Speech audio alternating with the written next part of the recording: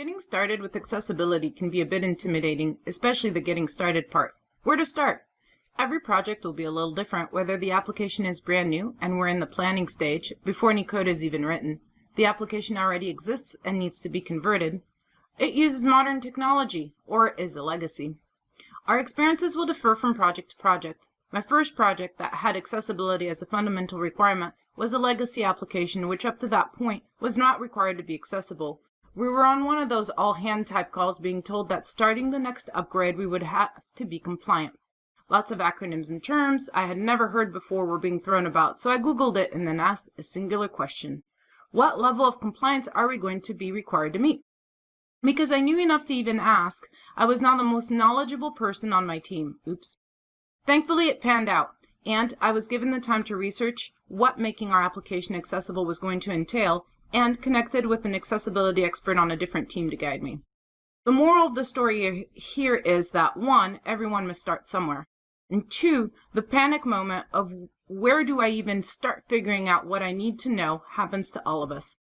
In this talk, we're going to talk about exactly that. 1, what accessibility as it relates to the web is, 2, how to get started, and 3, what questions you need to be asking as you go along.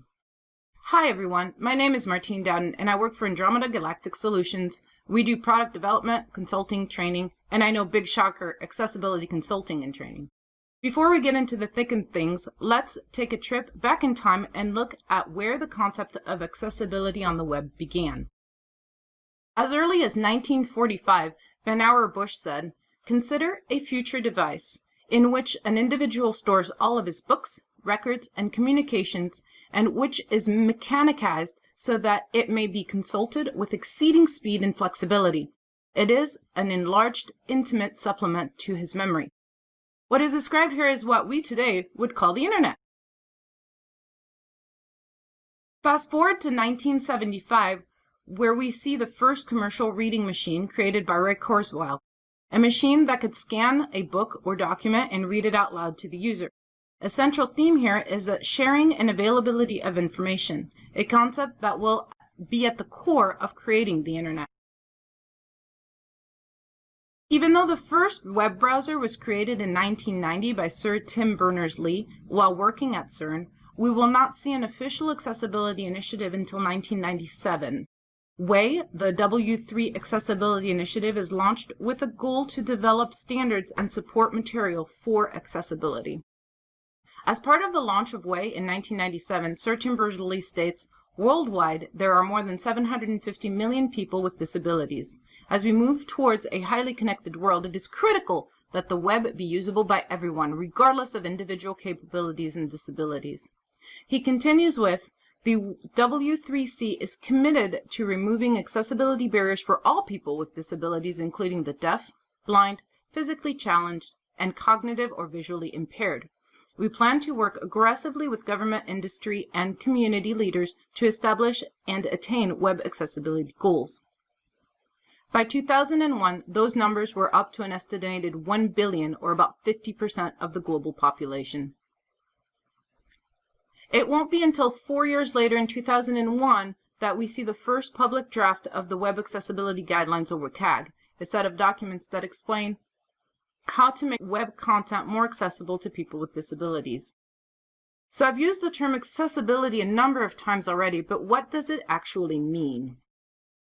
In the context of the web, accessibility is the ability to interact with a product or service and gain the same benefit from the interaction regardless of device used or capability of the user. That's a tall order. Essentially, it says that no matter whom uses any device, we should all be able to get the same information and do the same thing. Now, I'm sure the developers in the room are shuddering at the statement, so let's break it down a bit.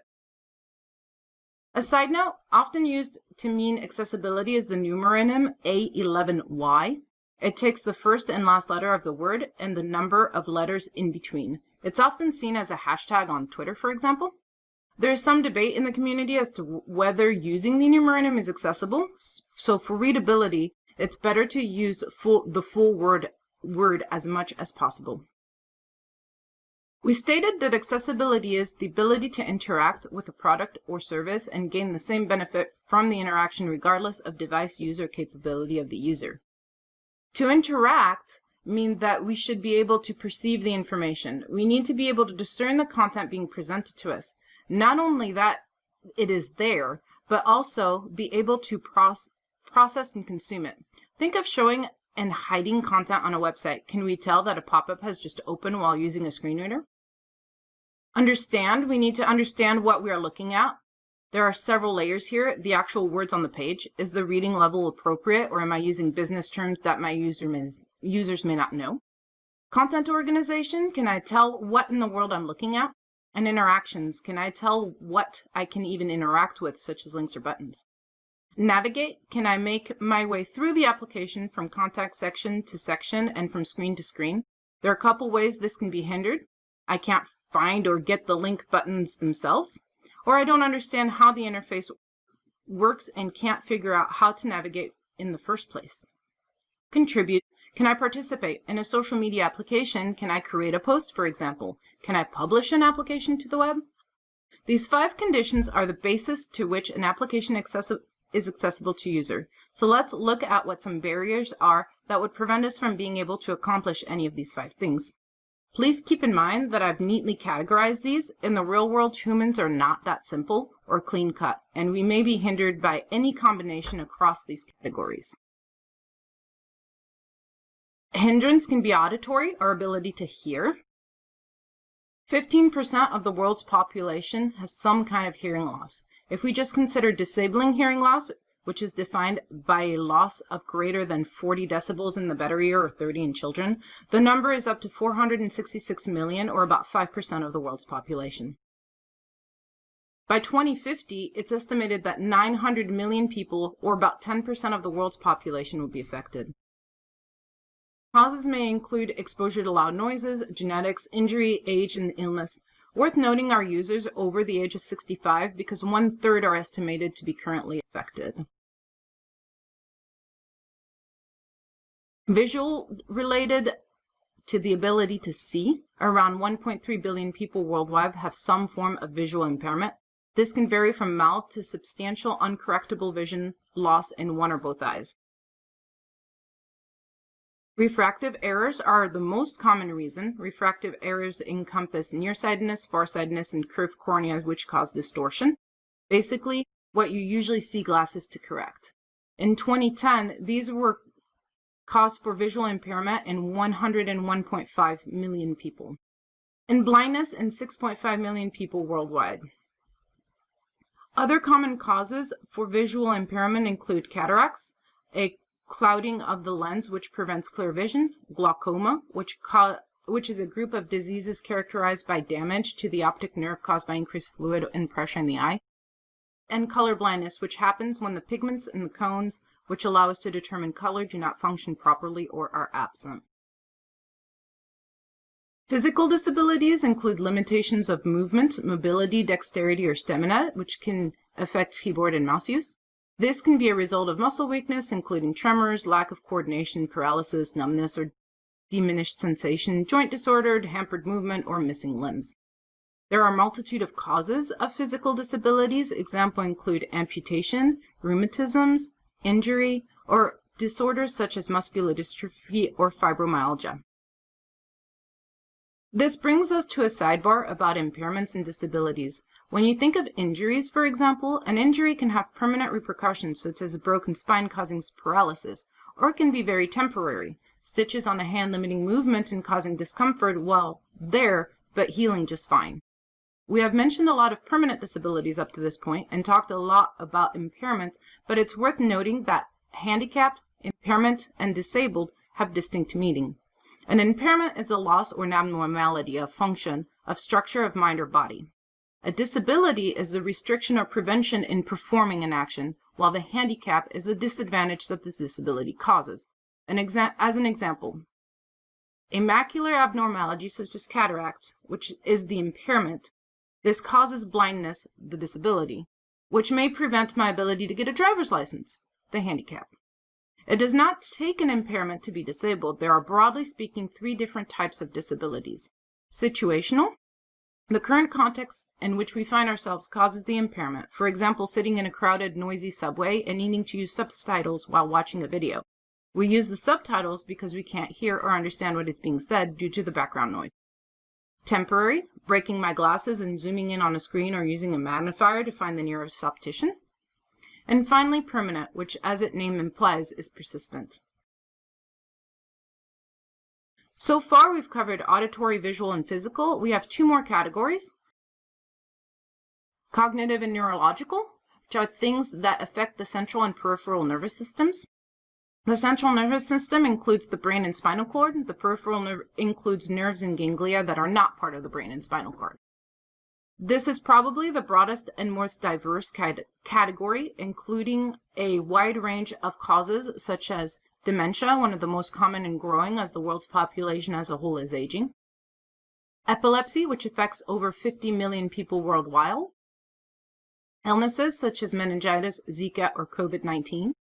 Injuries, strokes, or Parkinson's. And lastly, speech, which affects the ability to pronounce or enunciate in a way that is recognizable by others or by voice recognition software. Examples of speech impairments include apraxia, which occurs when neural pathways used to control speech in muscles do not function properly. The person may know what they want to say but are unable to articulate it. Apraxia is typically caused by strokes, dementia, brain tumors, or traumatic brain injuries. Stuttering, also known as stammering, is a form of disfluency typed by verbal blocks, prolongations, and repetitions, making it difficult to speak clearly or rapidly. This also includes vocal tics, which are involuntary productions of sounds or movements such as throat clearing or palilalia, repeating one's own words. The exact cause is unknown. And dysarthria, which is a speech disorder caused by a malfunction of the nerve or muscles involved in producing speech, such as the diaphragm, lips, tongues, or vocal cords. This can lead to slurred or slowed speech, limited range of motion of the tongue, jaw, or lips, difficulty articulating, and many other symptoms. Now that we have a general understanding of accessibility and the broad range of obstacles users may experience while trying to use our products, let's look at how we can get started to make our application accessible. First things first, how big of a job is it going to be, right? Before we even look at the application itself, we need to make sure that we understand what standards we should be testing against and following. Those may be legal, best practice, or both.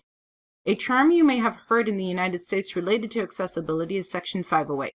This refers to Section number 508 of the Rehabilitation Act, which has specific accessibility guidelines related to electronic and information technology. These are applicable to government work mostly. You may also hear the ADA mentioned, the American with Disabilities Act. It does not contain any specific guidelines on how to make the web accessible, though. These point to the Web Accessibility Guidelines put forth by W3, the World Wide Web Consortium. These guidelines are separated into three distinct categories: the Authoring Tool Accessibility Guideline, or ATAG. These would be applicable to applications that create content, such as a Content Management System, or CMS. User Agent Accessibility Guidelines, or UAG. These are for browsers. If you were to create your own browsers, these would be guidelines to follow. And finally, WCAG, the Web Content Accessibility Guidelines. These outline best practices for websites and web applications. WCAG has three levels of conformance outlined: A, AA, and AAA, which would build on each other, with AAA being the most restrictive. For the average web application, you'll most likely need WCAG AA. However, I am not a lawyer. When trying to figure out what guidelines and levels of accessibility an application or website needs to conform to, talk to your lawyer or your legal team. They will be able to help you ascertain what, if any, your industry and countries you do business with will require, or if you have any contractual agreements with your clients. Once the guidelines we need to conform to have been settled upon, we need to baseline our application. Actually understand what the current state of things are so we know what we're going to need to fix. Similar to security, for example, accessibility does not happen by accident. If you have not taken it into consideration during your development, you will have errors in areas that need improved upon.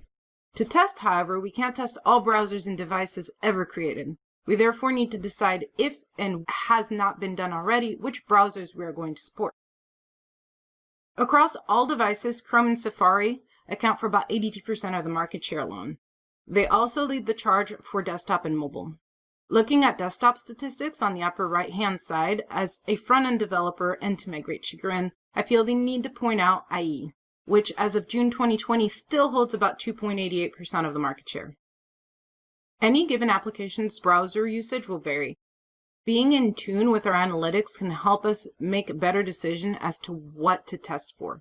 Worth noting, it is not because an application has a very small percent of, say, mobile users, that we should therefore ignore mobile. Knowing but also understanding why our numbers are what they are is very important. If an application is unusable on mobile, the stats are not going to show a lot of mobile users. It does not mean that our users don't want to use it on mobile. This distinction is very important to understand when interpreting our data. This leads to devices and technologies we will test with. This not only includes which phones, smartwatches, and what have yous we choose, but also which assistive devices we need to test with. We can use analytics to know which phone versions our users are using to narrow our scope, but cannot for assistive devices. Analytics purposely do not and cannot register if a user is using a screen reader, for example. This is to protect the privacy of the user and to prevent discrimination. Information on the use of assistive technologies is therefore very limited. WebAIM has conducted surveys to better understand what assistive technologies are being used. However, the sample is small and potentially skewed. Their results show that JAWS is the most commonly used screen reader, with about 21% of respondents using it in conjunction with Chrome. NVDA is close second at 20%. When aggregating data from previous years' surveys, they show a decrease in the use of JAWS and IE and an increased usage in NVDA and Chrome. NVDA and VoiceOver have the market benefit of being free. NVDA is open source, and VoiceOver come installed as part of the Mac OS, which could explain their increase in popularity over the last several years. Screen readers are obviously not the only assistive technologies out there. WebAIM has a number of surveys regarding the use of assistive technologies, which, along with surveying our own users, can help us make decisions on what to test with. At this juncture, we know what specification we will follow and what browsers and devices we're going to use. This is a great time to start working on our accessibility statement.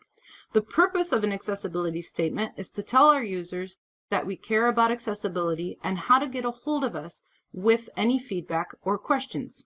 An accessibility statement should include a commitment to accessibility and inclusion of people with disabilities, the specific standards we are conforming to, the browsers and tools with which we tested, any other known limitations. Our application is obviously not going to be accessible overnight.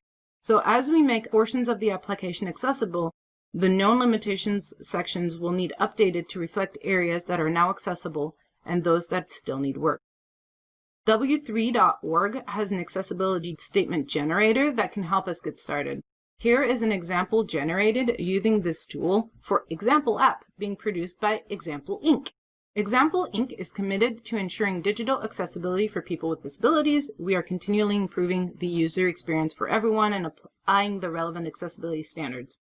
Conformance status: the Web Content Accessibility Guidelines defines requirements for designers and developers to improve accessibility for people with disabilities. It defines 3 levels of conformance: level A, level AA, and level AAA.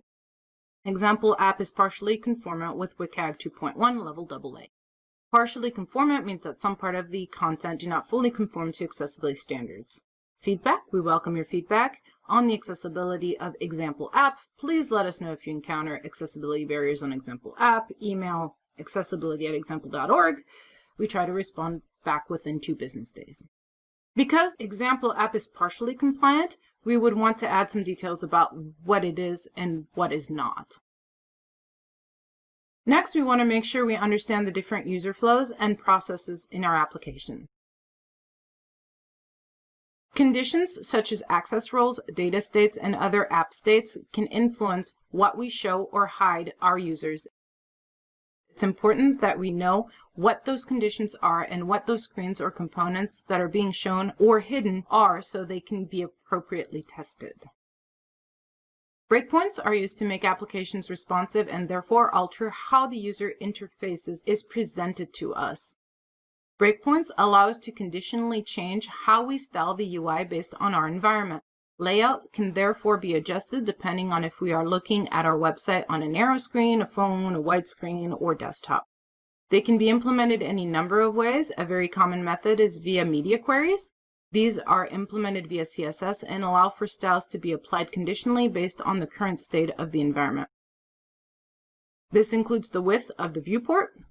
Styles can be applied based on media types. When we go to print something and the page printed differs from what we see on the screen, this is often done using media queries. Media types include print, screen, and speech.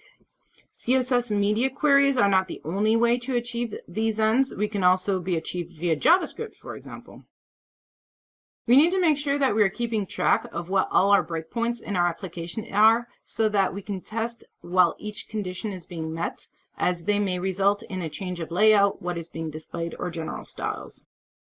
Lastly, we know which parts of our application are under our control versus, if any, what third-party integrations we have. These should be evaluated for accessibility. Some questions to ask are, is it accessible? If not, can it be made accessible? Do we really need it? If yes, is there a better, different, other integration we can use that is or can be made accessible? If there is no other option than the use of the non-conformant integration, then we should issue a statement of partial conformance. An example would be, our example page does not conform, but would conform to WCAG 2.1 at level AA if the following parts from uncontrolled sources were removed. Having established what to test and on what, let's look at how to test. The options for accessibility testing tools are quite vast, but we can look at them in terms of what they do. Starting as close to the root as possible, we have linters and validators, run via GUI, command line, or integrated into a developer's editor to highlight issues with code. They check for syntactical problems. Code that does not compile correctly in the browser is not going to be accessible. Think of this as the spell check and grammar check for code. Browser plugins such as Lighthouse or Accessibility Insights for Web can run static analysis on compiled code to catch some accessibility issues. They're a great first step. However, they can give us a false sense of security or accomplishment. They can only test for a fraction of accessibility issues. They cannot, for example, check whether or not the entire page is accessible without touching a mouse. Manual testing is absolutely necessary in order to fully check for compliance. Simulators are interesting and can help illustrate a point, but one thing they cannot do is account for coping mechanisms and strategies acquired over time by someone who lives day in and day out with an impairment. Furthermore, research is conflicted as to whether they truly raise awareness and empathy or do more harm than good by instilling pity. So proceed with caution.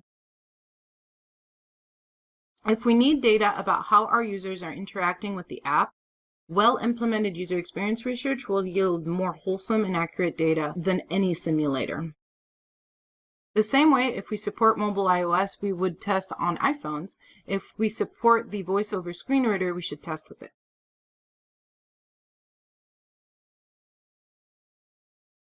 I think it goes without saying that what we have described up to this point is a whole lot of work. So how do we get our team on board? Once again, please keep in mind that I have neatly carved out roles for what individuals on a team or in an organization might do for ease of conversation. We all know the real world is never this neat. We're going to look at 6 different roles and how they are impacted by adding accessibility to the development process, starting with leadership. Leaders will gain some new responsibilities, including being supportive to accessibility efforts being conducted, making sure it is included as one of the business goals, and budgeting for training and software the team may need. Managers and product owners will more than likely need to collaborate with legal entities in determining what conformance levels need to be met. And very importantly, because there will be added work, make sure time is appropriately budgeted for said work. Business stakeholders will need to understand the importance of accessibility and help advocate for it. Because let's face it, if as a team member I don't feel the leadership values my efforts, or if as a leader I don't empower my team, we're already off to a rocky start. Marketing, branding, design, this is a very broad bucket. That may, depending on how big of an organization we have, may be completely separate teams, which means that collaboration is going to be very important. Any one of these entities may be responsible for the look and feel of the application, including artifacts and branding.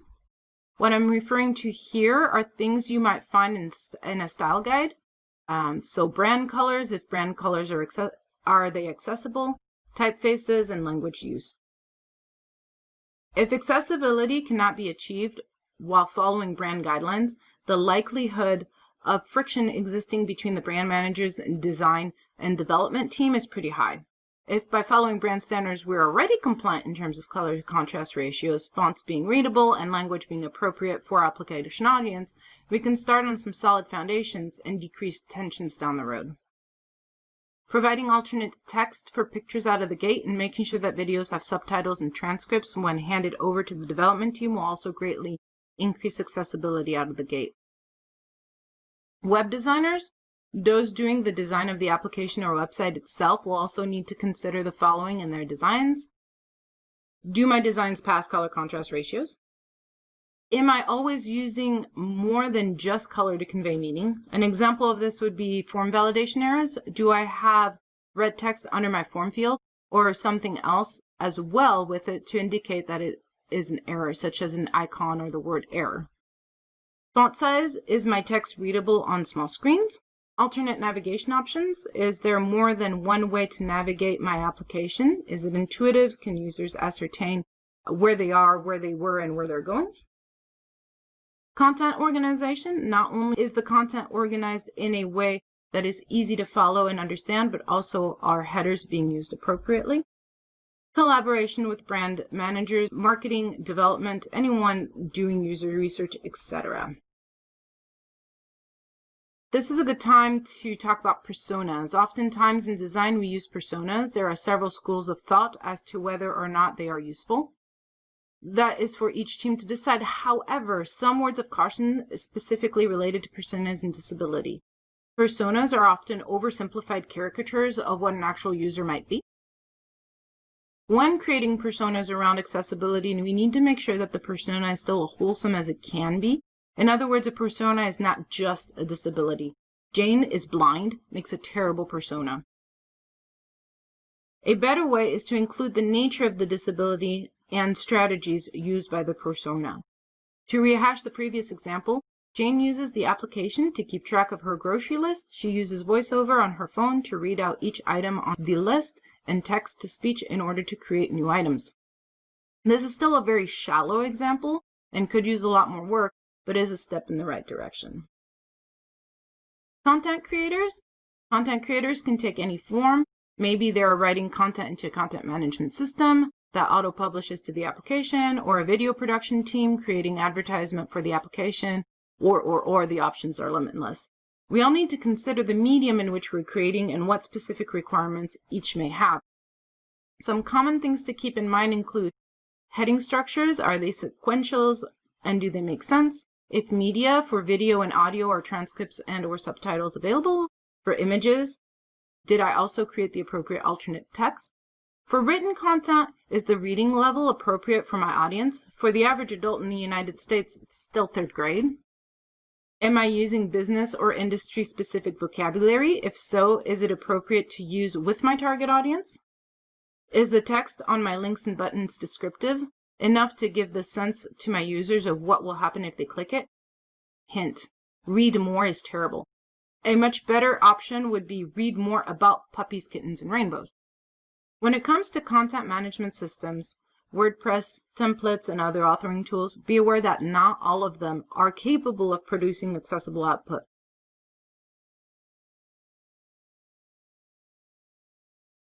Developers will be the ones writing the application. To be successful, we need to be aware of the standards we need to be abiding to.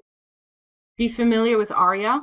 ARIA stands for Accessible Rich Internet Applications, which is a framework for making applications more accessible.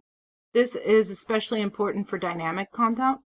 We also need to understand semantic markup and testing tools available to us to help check that what we are creating is in fact accessible. The skill set is rather specific, so training may be necessary depending on our experiences. Similarly to developer, testing and QA will have some very specific skills that they need to know or acquire. In testing, we use a combination of manual, automated, and usability testing to determine if the application is conformant. If there is a knowledge gap, such as properly handling keyboard-only navigation, for example, more than likely QA is where it will show up. Looking at the type of accessibility errors that are often discovered in QA is a great way to understand what training our team may still need. And lastly, our legal, compliance, human resource team. We have touched on legal earlier, and this group's responsibility still revolves around the same idea of determining and communicating what compliance level specific guidelines we need to follow. We may also be tasked with producing the accessibility statement and any other supporting documentation needed. So how do we get our team motivated to basically be excited about doing extra work? Michael Norton said, when you incent people, optimize for reward. When you inspire, people optimize for purpose. We can try to inspire, but if that doesn't work, we can look at what are our motivators. We are going to look at 4 common motivators that we can use to help get everyone on board. Many of these can be at play at any given time. First is ethical, being motivated by ethics. The fact that accessibility is the right thing to do because it helps provide all users equal access to information and services usually leads the best results. Legal, there may be, as part of the contract, country in which business is being conducted, or industry, a legal requirement that requires us to adhere to an accessibility standard. Not getting sued or losing a contract is usually a pretty good motivator. Motivations can be economic. In the United States alone, there are 49 million people with disability whom control an estimated $175 billion in discretionary income. For many businesses, this can represent 20% of their market. And finally, personal. The reasons can vary wildly, but are often related to personally having a close friend or family members or personally being affected by accessibility in some way. Regardless, it's important that we use positive motivations, such as encouragements and rewards, rather than negative ones, like guilt and punishment, if we want long-term success. So we know what we need to do, and we're getting people on board with the idea. We have baselined our application. Now the real work begins. So let's break it down into phases so that it does not become overwhelming, and so that we can maintain accessibility long-term. Because accessibility is not a one and done. If we overhaul our app and then don't consider accessibility again until the next audit, we'll find ourselves back at square one. So I've broken it down into 5 phases. Phase 0, finding our allies. The good news is that by this point, we're already a good way through this phase. We are already motivating people. Some final details need ironed. What is our team's skill level and awareness of accessibility? Do we need to secure some training? Do timelines need adjusted in order to account for training time and learning curve? Do we need to revisit who is responsible for what or edit team agreements such as coding standards, testing procedures? Does documentation need updated to reflect new tools or processes? And who is going to do it? So we're finally ready to start fixing things. Phase 1, start with the big and easy wins. Fix low-hanging fruit. Some issues are easier to fix than others, either because they're technically easy to fix or simply that the error and how to fix it is just better understood by the team. These are great errors to start with because they allow us to play with the tools and figure out which ones are going to work well for us as a team. They also allow our first taste of making a product accessible a success, therefore allowing us to start and proceed on a good note. This brings us to narrowing down tools. At this point, we should be coming to a consensus about what tools we like, don't like, what we need to do, etc. Being comfortable with our tooling and understanding its capabilities and limitations will help us ensure a successful outcome. While choosing tools, it's a great time to consider testing automation. Do we have it? Should we have it? What should that look like? How does automated accessibility testing fit into that puzzle? To choose what would be considered a big win, there are some questions we might be asking ourselves. What components are repeated on multiple pages? If in a component-based architecture such as Angular, React, or Vue, some components may be getting used absolutely everywhere.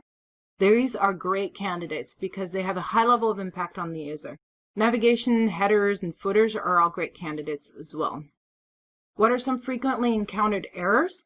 What is the most common error we're seeing? Understanding why, how to fix it, and then implementing a fix will have a very high level of impact on the user.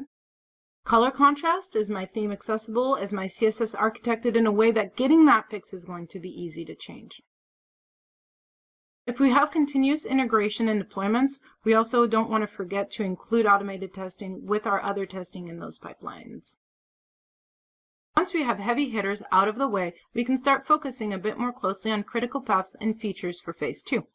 Our development cycle should look something like what we have over on the right. Develop and edit our feature, run our automated tests. Once those pass, we can do full manual audit and fix anything wrong there. Regression testing is important because if we focus solely on the component of the page, we want to make sure that the page as a whole is still accessible. For example, we may have a dialog box of some sort, and the inside of the modal may be ship-shape and pass compliance with flying colors, but if the users can't get in and out of it without using a mouse, we've got problems. Only by testing on the full page with the full context will we be able to determine that it holds the focus trap. And finally, user feedback. It's sometimes easy to forget that the reason we are doing all of this is to create a better experience for all of our users. Questions we may want to be asking at this juncture are, what are our current demographics? Does our application work well for them? Do before and after analytics show improvements? Where and when is our application being used? The context in which our user finds themselves can drive some usability decisions. What are our users telling us? Are they pointing to a particular feature or part of the application that should be addressed first? Is the application internationalized? If so, are we taking culture, writing direction, and font size into consideration? Font sizes for different alphabets may not be the same in order for the text to be legible. What are the different roles for a particular flow, and do these need handled differently? Focus groups are a great way to know how well your application is working for your users and can give you invaluable information on how they're using it. At this point, we're also starting to run into some more difficult accessibility issues to resolve. We got our easy ones out of the way in phase 1 and are coming up against some more involved challenges. This is a great time to look at if our team needs more guidance or training. Phase 3, our application is now accessible, and we want to keep it that way. This means that we need to make sure that all new development follows our development cycle and gets tested. This is also the time where we can start seeing what effects we have had on our user base. We should also continue to monitor and regularly reevaluate technology use, not just from an accessibility initiative, but trend changes and new devices regularly go to market. What are our users telling us? Is it good? Where can we still improve? Are legal requirements still the same? Have the specification evolved? Especially once we have our application fully accessible, but also regularly afterwards, external audits can be very helpful in making sure we don't miss anything and telling us if any more training on a specific aspect of accessibility is needed. This phase will continue on for the rest of the life of the application, but once we are comfortable here, we can also start implementing phase 4. Phase 4 revolves around documentation and scaling. We want to make sure our documentation is up to date for what is our process and tools. This will help us keep our team accountable and make onboarding of new members a lot smoother. This can also be the springboard used to show other teams in our organization what we have accomplished and give them a pathway to get there for their application so that we can start building an accepted standard practice in accessibility in our entire organization.